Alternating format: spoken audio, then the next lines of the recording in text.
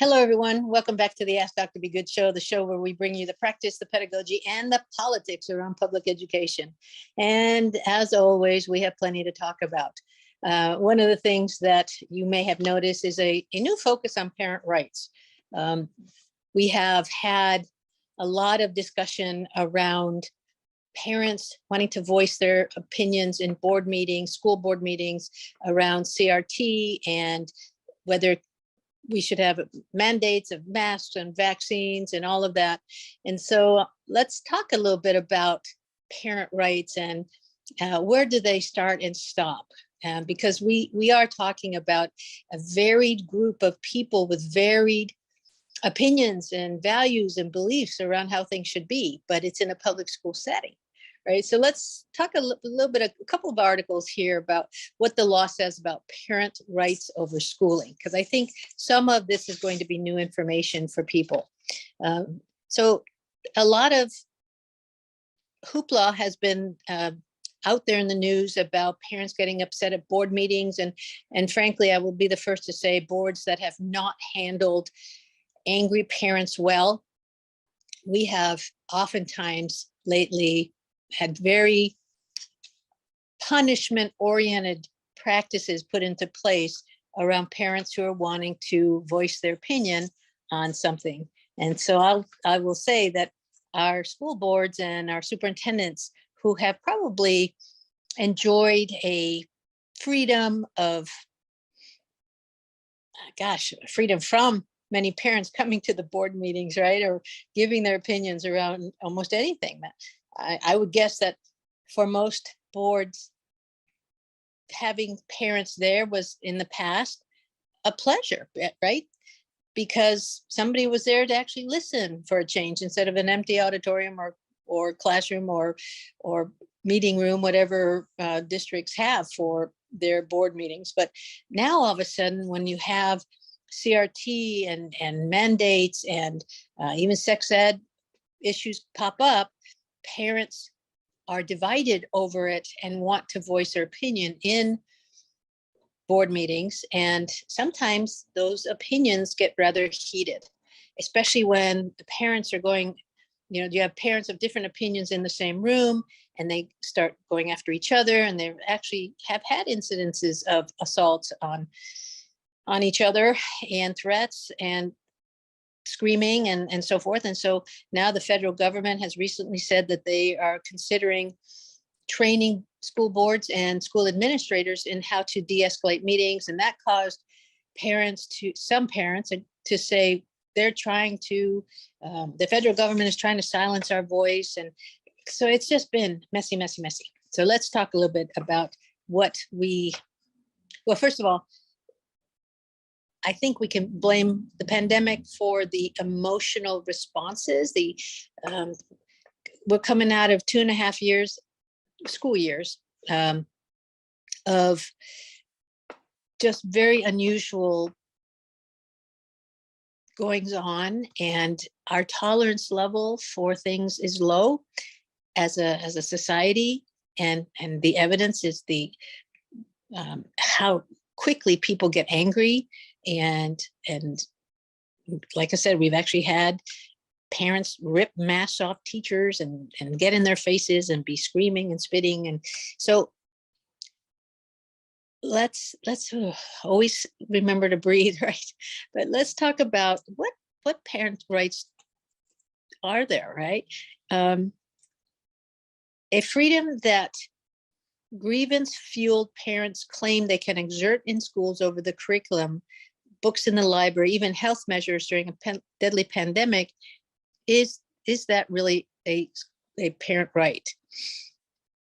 It is this organization's opinion, and this is Education Week, a highly, highly regarded organization that is all about education. And so they have articles in leadership and policy and politics, teaching and learning, technology. They have opinions. And so they are writing in a more neutral tone, although some would not think it neutral, about let's see if those parent rights are really real or not. So in our constitutional order, children's freedoms take priority over parental freedoms, given the overriding importance of schooling to democracy. Our laws elevate and protect the rights of all children to learn and grow as citizens. That perspective has been lost amid the sound and fury of the education culture war over parental rights. Politicians and activists instead play to the fear that demands for equality and an honest reckoning of our nation's past threaten parental freedom. And frankly, we've heard that before. And let's go back into the past a little bit. Remember that the demand for equal education opportunities crystallized in the US Supreme Court Brown versus the Board of Education decision, which then sparked opponents' cries for parental freedom. Many saw then and see now that parental freedom meant freedoms to preserve a racist structure of schooling. Segregation indeed remains our most disgraceful yet enduring sacrifice on the altar of parental freedom. Time and time again, the Supreme Court has revered the residential and private school choices of parents, even as they have exacerbated segregation and widened school funding disparities, leaving far too many of our schools separate and unequal, essentially upending Brown's declaration that both segregation and unequal education opportunities subvert the equal protection of the laws. So again, just to summarize, in the past, and of course, Brown versus the Board of Education, I believe it was 1954, when segregation of schooling was outlawed, we still had parents who wanted to say, I have the right not to have Black kids in my school. And that's what we have to remember. Parents didn't have that right, and they don't have that right? So for all the lore, Brown was not the first landmark decision to outlaw school segregation. That honor goes to Clark versus Board of Directors, decided by Iowa Supreme Court under the Iowa Constitution 86 years before Brown. That Clark decision offered a stern rebuke to the notion that the law protects the choice to segregate in public school settings. Underlying the court's reasoning was the notion that segregation denies children the freedom to learn through a unifying school experience open to all, one meant to cultivate a core shared value, sense of community, mutual understanding, essential for the common good in a democratic society. Segregation, the courts thus concluded, deprives all children, Black and white alike, of the privilege and benefits of our common schools guaranteed to them under the state constitution. So again, what we're being reminded of is that our schools are there for kids, right? It's for the freedom to learn for all kids, not for parent freedoms. So somewhere along the way, progressives forgot about education as freedom for all children and allowed conservatives to own the term freedom. Now all the oxygen in the room is consumed by a negative conception of parental freedom, a freedom from, right? A freedom from having to go to public school, freedom from health mandates, freedom from anti-racist curriculum. And so to see how things have gotten a little bit twisted, fear and uncertainty abundant in these times drives us to such isolating and individualized forms of freedom. Yet unbounded parent freedom serve only to stratify students, divide communities, and undercut the mission of public schools. And perhaps dismantling public education is ultimately the point for some groups, and we've seen some of that. Experience has indeed shown that school choice practices that prioritize or cater to parent freedoms perpetuate segregation along the lines of race, ethnicity, disability, class, and other intersecting disadvantages.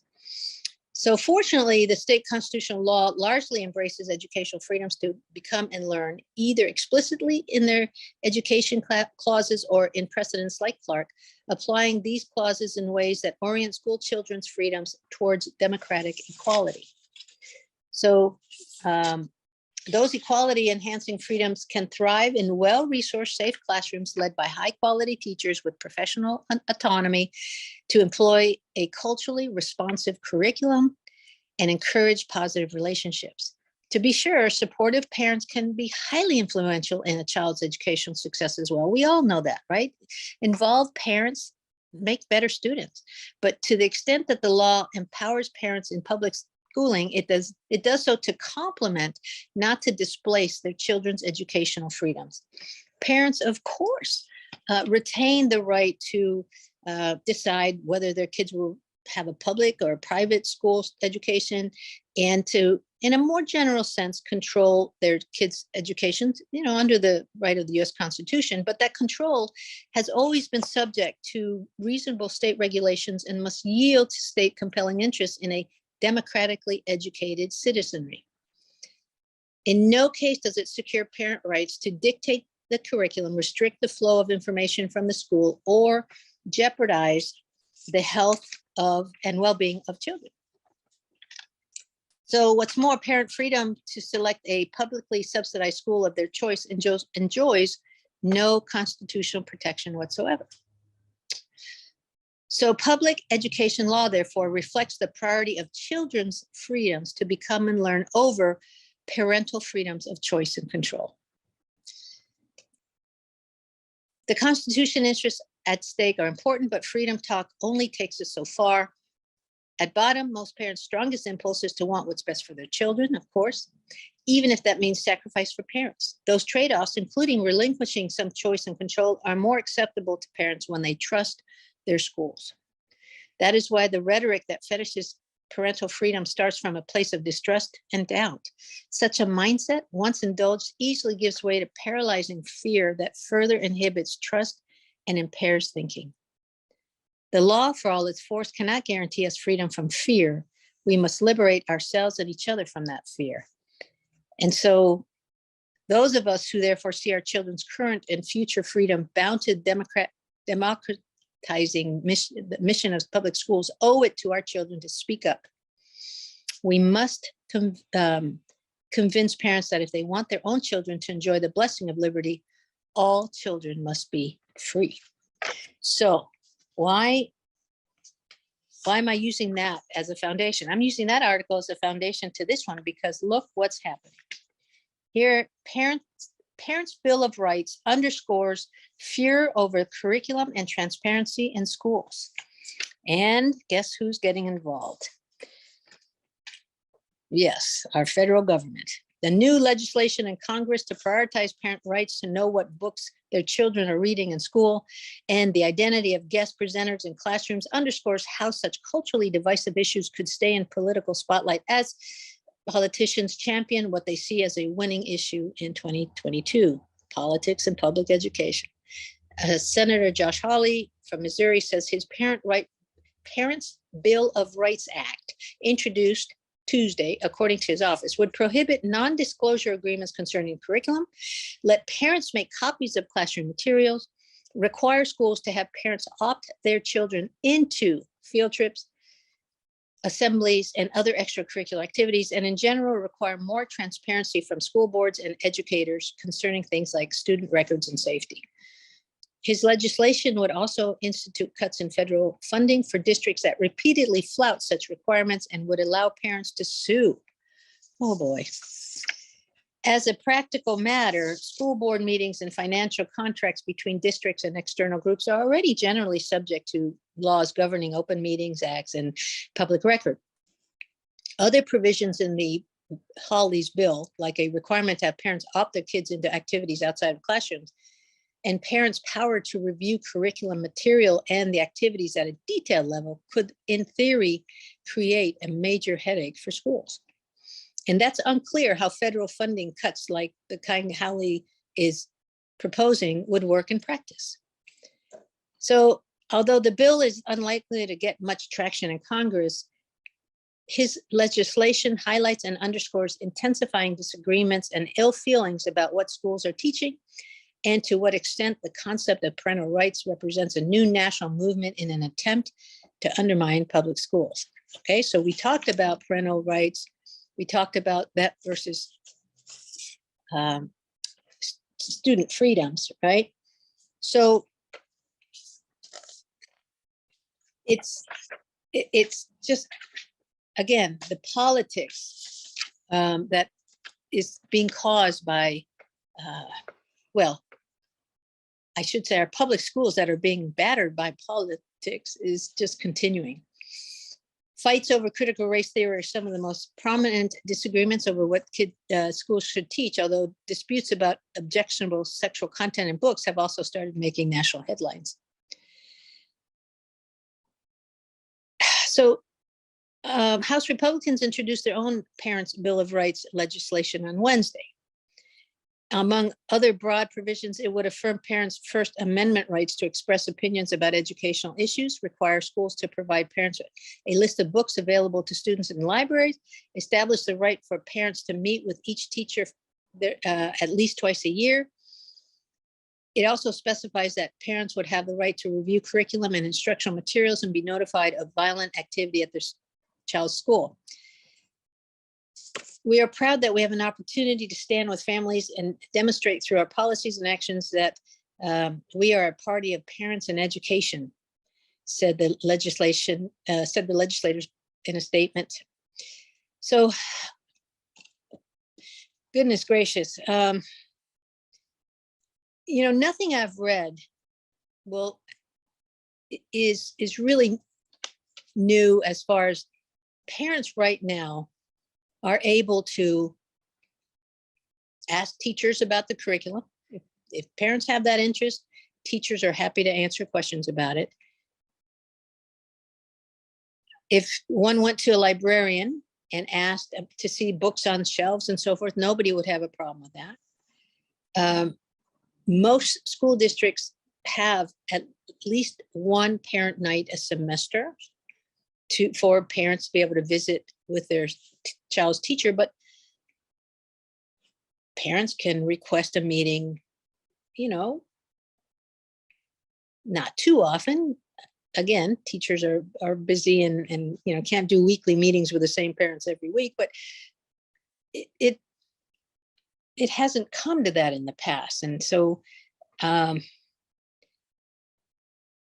education is taking a back seat to radical politics, and parents are taking notice.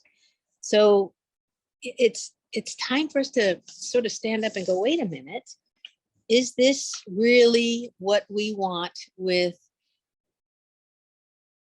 having to have our federal government tell us how many visits with teachers parents have to have? And that they can look at every piece of the curriculum?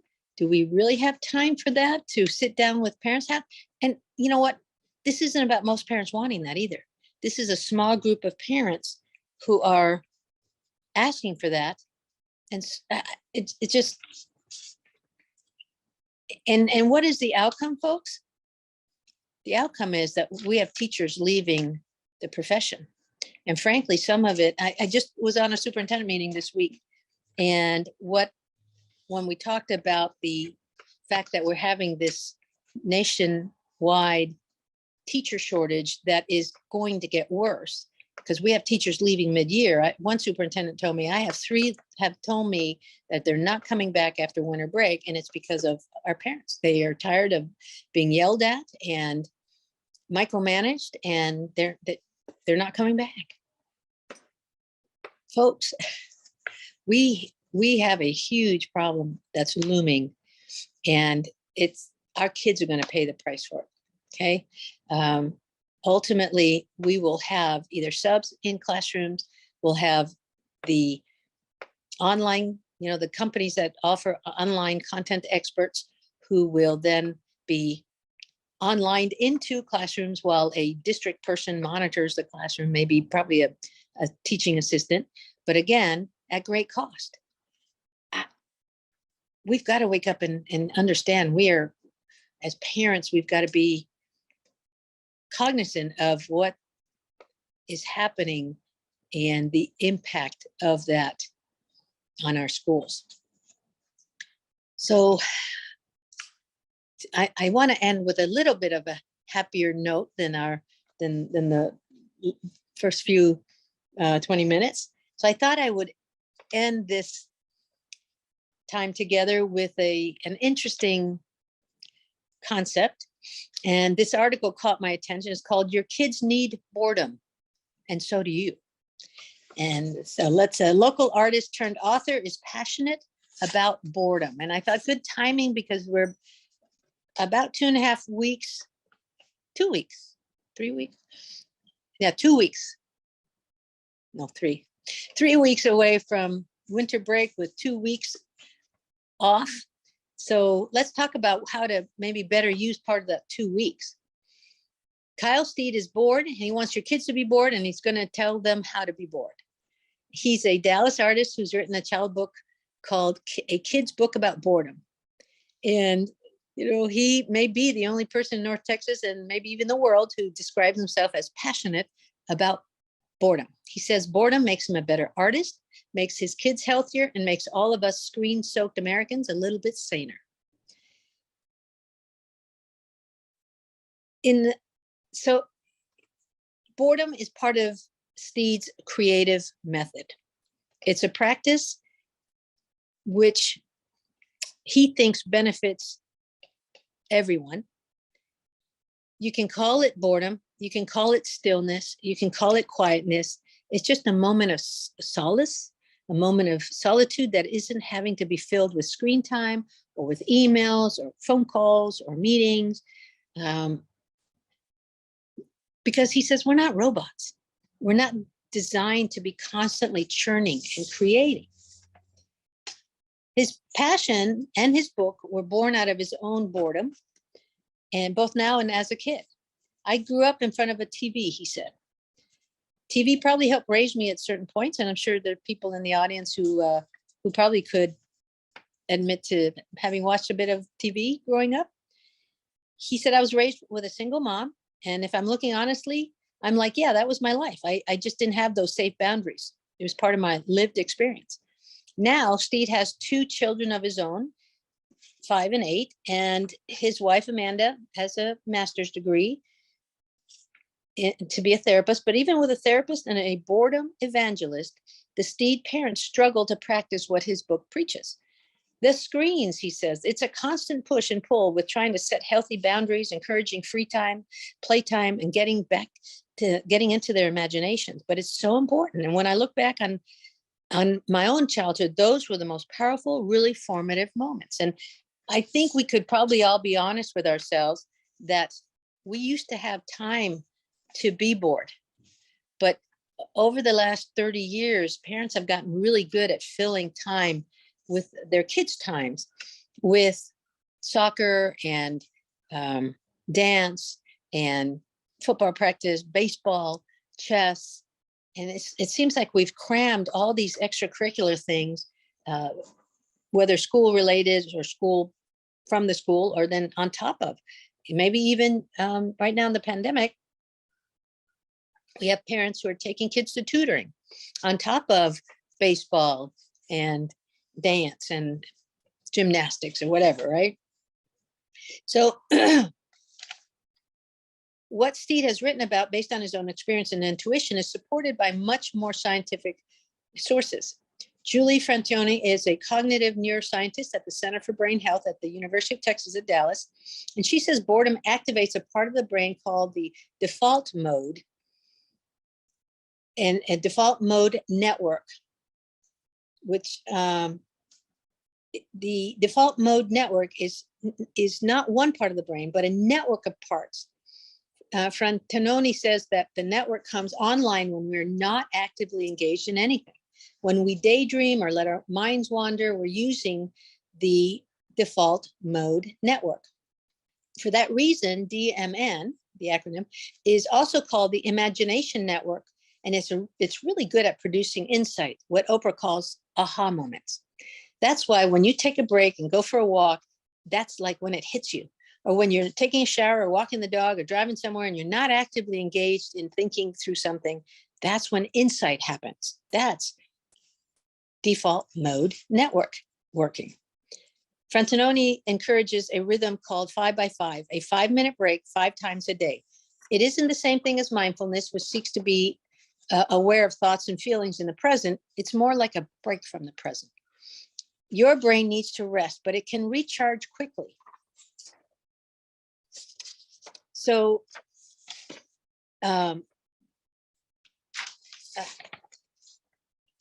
taking these 5 by 5 breaks And helping your kids learn how to do that would activate that default mode network to help them become more creative, more artistic, and it would trigger their imagination more. So, we can only think that in our time of having too much device time, too much fill in every waking moment time, that this is a good reminder that boredom is healthy. It's good for the brain. And so you've got your kids home for 2 weeks in a few weeks, or you've got them home for the weekend, and they've done with, their extra, whatever they had to do for school. They've done their reading, and then they come to you and they say, I'm bored. Your trigger phrase should be, well, then I'll find you something to clean, instead of trying to figure out for them something for them to do. You can also say, you know what? It's healthy for your brain to be bored. Go be bored in your room while you're cleaning. Or, so that they have to figure out, without being allowed to get on the device, how to fill that space. All right. As always, our time is quick together. I hope that I at least have you thinking about the implications of how we have thought and reflected around this parental rights and parental freedom that is out there. Is parental right and parental freedom more important than making sure that all of our children get a healthy, culturally relevant, instructional time together in the classroom, with teachers who have enough time to teach them, with teachers who feel supported by all their families and, of course, the school, because we've got a looming problem ahead and we need to get ahead of it. So I hope that I put some thinking in your brain around what is happening in our public school setting, and maybe how you can help de-escalate, diffuse, and support this civil unrest that's happening everywhere. Thank you, everyone. Have a wonderful, mindful week, and we'll see you again next Sunday. Bye-bye.